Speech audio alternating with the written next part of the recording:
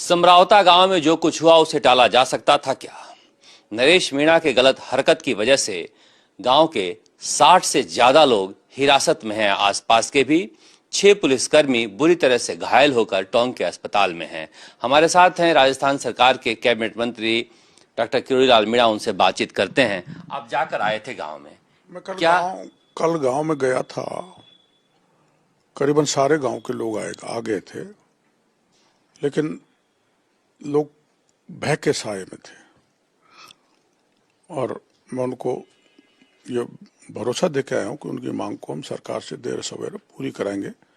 दरअसल उनके देवली बहुत दूर है मुख्यालय, तो उनियाराम वो मिलाना चाहते थे, इसी को लेकर उन्होंने बहिष्कार किया था।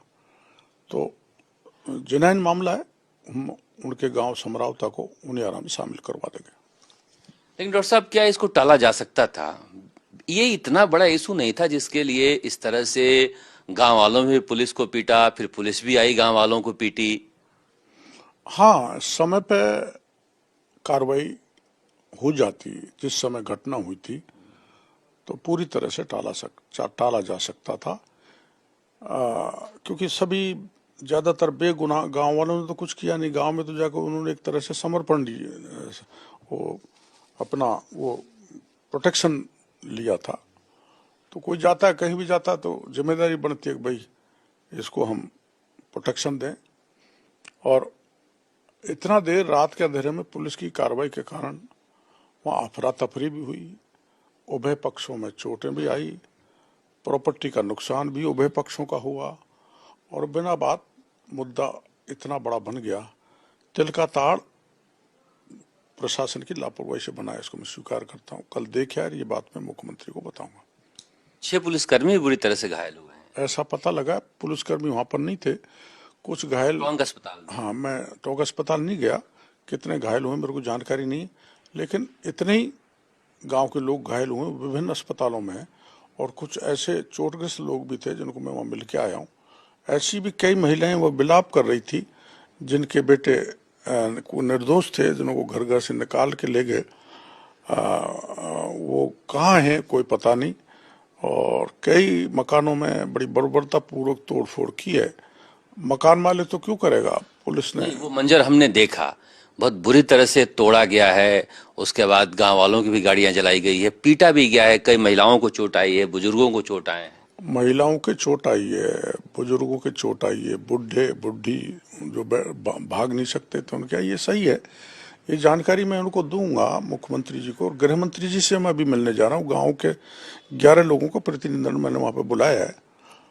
तो मैं एक तो ये चाहूंगा सरकार से कि इसकी न्यायिक जांच हो, judicial inquiry from beginning up to this incidence, कि आखिर में किसका कौन दोषी था ये सब इतना बड़ा मुद्दा बनाने का, किसकी लापरवाही रही। और जो भी लापरवाह है, चाहे सिविलियन है चाहे वो सरकारी अधिकारी कर्मचारी है, उसके खिलाफ जुडिशियल इंक्वायरी के अनुकूल कार्रवाई होनी चाहिए। डॉक्टर साहब, नरेश मीणा हो या कोई और हो, इस तरह से एसडीएम को मारने के बाद ये कहने का हक नहीं है कि और मारता।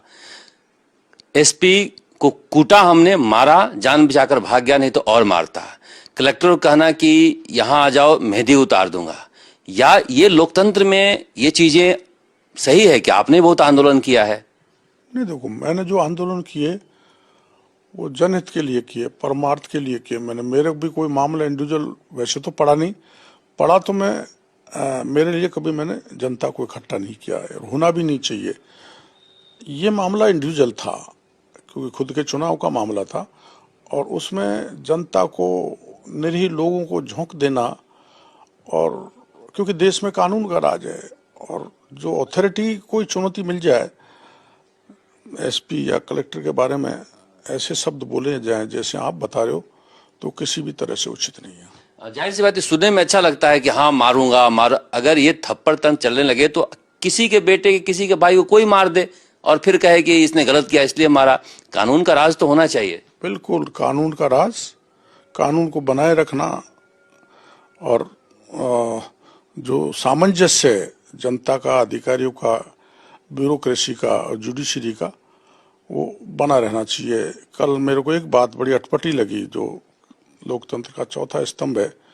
मैं कल गांव में जा रहा था मिलने, गांव की जानकारी लेने, तो वहाँ पीटीआई के रिपोर्टर आए। केवल आपकी बात सुनकर गए थे कि वहां डॉक्टर साहब आ रहे हैं? हाँ, वो लोग भी इसीलिए गए थे और वो रिपोर्टर भी इसलिए गए थे, पर उनके साथ जिस ढंग का हुआ, मैंने तुरंत उनके साथ चोट लगी। अब क्यों मारी वो भी एक जांच का जुडिशियल उसमें आना चाहिए कि उसको चोट क्यों मारी, किसने मारी।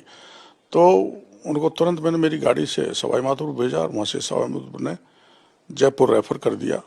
Cameraman and that reporter of the PTI, वो ब्लीडिंग हो रही थी। तो ये भी गलत है, मीडिया एक महत्वपूर्ण स्तंभ है, ये बात सही है, मतलब संवाद से ही रास्ता निकलेगा। अब वो युवक ऐसे थे जो नेतृत्वहीन थे, तो जो मॉब मेंटेलिटी होती है, मॉब जो है उसके दिमाग नहीं होता, जिधर कोई घुमाता है उधर घूम जाते हैं। इसलिए मैं उनको कह के आया हूँ, अब धैर्य रखें और ऐसा कानून को हाथ में नहीं लें, किसी प्रकार की हिंसा नहीं करें, सब समस्याओं का रास्ता निकलेगा, निर्दोष भी छूटेंगे, गांव की मांग भी पूरी होगी और अनावश्यक रूप से पुलिस भी भय नहीं बैठाएगी। लेकिन अपन अपनी तरफ से, चाहे मीडिया हो चाहे सरकारी अधिकारी कर्मचारी हो, उसको धमकाना बंद करें। ये चल नहीं सकता देश में, मैं इसका पक्षधर नहीं हूँ। आप गृह राज्य मंत्री जवाहर बेगम से मिलने जा रहे हैं, आप मांग करेंगे कि उन पुलिसकर्मियों की भी पहचान हो जिन्होंने गांव में पीटा है लोगों को? जुडिशियल इंक्वायरी का मतलब यही है कि चाहे वो सिविलियन है, चाहे वो पुलिस का है, चाहे प्रशासनिक अधिकारी है, या कोई लोअर ब्यूरोक्रेसी का व्यक्ति है, या कोई शरारती तत्व है, उसको जुडिशियल इंक्वायरी चिन्हित करती है। तो मैं मांग यही करूंगा और गांव भय मुक्त हो, गांव की जो मांग है वो पूरी की जाए। इन कुछ मुद्दों को लेकर मैं माननीय गृह मंत्री जी से मैंने टाइम ले लिया, मिलने जा ही रहा हूँ, गांव के लोग आ गए। क्योंकि सिविलियन क्या है, बदमिजाज हो सकता है, बददिमाग हो सकता है, लेकिन आप पुलिस के वर्दी में हो, पुलिस अफसर हो, आप पर जिम्मेदारी ज्यादा है। अब जनता के पैसे से आपको तनख्वाह मिल रही है, सुविधाएं मिल रही है, इसलिए वो ज्यादा दोषी हैं अगर टिट फॉर टैट करते हैं, जैसा आपके साथ हुआ वही करने जाते हो आप। तो न वो देखो, ऐसा होना नहीं चाहिए। थोड़ा अपना धैर्य रखना चाहिए। अधीर हो गई थी पुलिस, तो रात को ही मैंने डीजी साहब को फोन किया था कि रात की कार्रवाई बंद करो, जो कोई माना वहाँ अपराधी आरोपी है तो उसको दिन में पकड़ना। तो मैं डीजी साहब को धन्यवाद देना चाहूँगा, तुरंत रात में कार्रवाई रोक दी थी। लेकिन रात में कार्रवाई करना, सिलेक्टेड लोगों को ले जाकर कार्रवाई करना, ये मेरे को पता लगा ये गलत है। किरोड़ी लाल अपने खुद के 10 विश्वास पात्र आदमी को लेकर कोई वारदात को अंजाम दे, तो ये अनफॉर्चुनेट सीन है। अब अशोक गहलोत ने कहा है कि ये जांच का विषय है कि किसके कहने पर ये नरेश मीणा खड़े हुए थे, ये बीजेपी के द्वारा प्रायोजित हैं। देखो, ऐसा कई हमको लोगों कह रहे हैं वो हमारा आदमी है। हाँ, आपके लिए कहा था कि वो डॉक्टर किरोड़ी लाल मीणा के मेरे साथ पहले रहे थे वो 2-3 एक आंदोलन में, और मैं उसको यही सलाह देता था कि भाई हिंसा से कोई लोकतंत्र में लंबा नहीं चल सकता, ना नेता बन सकता। अब वो मेरे को छोड़ के चले गए, फिर वो पायलट साहब के खास हो गए, कभी मुरारी लाल जी के खास थे, कभी नमो नारायण जी के खास थे, कभी वसुंधरा जी के भी खास रहे। तो वो उनकी चॉइस है, मैं उसमें कुछ नहीं कहना चाहता नरेश की। लेकिन अभी उन्होंने टिकट मांगा था वहां से कांग्रेस का, बीजेपी से नहीं मांगा, इसलिए बीजेपी का तो हाथ होने का सवाल ही नहीं उठता। होगा तो कांग्रेस का ही होगा, जो रिबेल है, जो कांग्रेस का टिकट जिसको मिला है उसको विरोधी ग्रुप ने उसको खड़ा किया होगा, उसी ने पैसा दिया होगा। इसलिए गहलोत साहब ने सीधा बीजेपी पर आरोप लगाया, वो गलत है। किसने फाइनेंस किया है, किसने खड़ा किया है, ये जांच का मामला है। और खड़ा तो कोई हो सकता है, कोई लड़ सकता है, ये कहना भी गलत है कि किसने खड़ा किया। वो तो खुद खड़ा हो सकता है, कहीं से लड़ सकता है। पहले 12 जिले में लड़ाई है, यहाँ के लड़ लिया। लेकिन इसकी जांच जरूर होना चाहिए, आखिर काला धन ऐसी सब कार्रवाई के लिए कहाँ से आया। मैं कल उस इलाके में घूम रहा था, लोग कह रहे थे बहुत शांतिप्रिय इलाका है, कभी इस तरह की यहाँ हिंसा हुई नहीं, न लोग यहाँ के हिंसक हैं, पता नहीं अचानक से ये क्या हो गया। ऐसा इलाका मैंने कहीं नहीं देखा, जैसे देवली नहीं आ रहा है। शांत स्वभाव के लोग और बड़े कोऑपरेटिव, वहाँ कोई जातियों की लड़ाई भी नहीं है। दिग्विजय सिंह राजपूत बहुत कम है, लेकिन उसको कई बार वहाँ के लोगों ने जिताया है। हमारे पहले बीजेपी का जगदीश मीणा भी जीता था, हरीश मीणा भी जीत के आए हैं, और अभी जो प्रेजेंट में हमारा उम्मीदवार था गुजर, वो भी जीत के आया है। कोई वहाँ जातियों का न तो विषमता है, न आपस की लड़ाई है, न झगड़ा है, कोई आपस का कास्ट कन्फ्लिक्ट नहीं है। बहुत अच्छा इलाका है। लेकिन अब मेरे को कुछ ऐसा लग रहा है कि वहाँ जहर घुल गया, जो दुर्भाग्यपूर्ण है। उसको मिटना चाहिए। ये प्रयास मैं आपसे भी करूंगा, मीडिया से भी। आपसे लोग ज्यादा अपेक्षा करते हैं। तो मैं तो इसीलिए तो गया था। मेरे को तो किसी सरकार के बड़े आदमी ने नहीं कहा, पर मैं इसलिए गया था कि ज़्यादा बात बढ़े नहीं, जल्दी मामला सिमट जाए।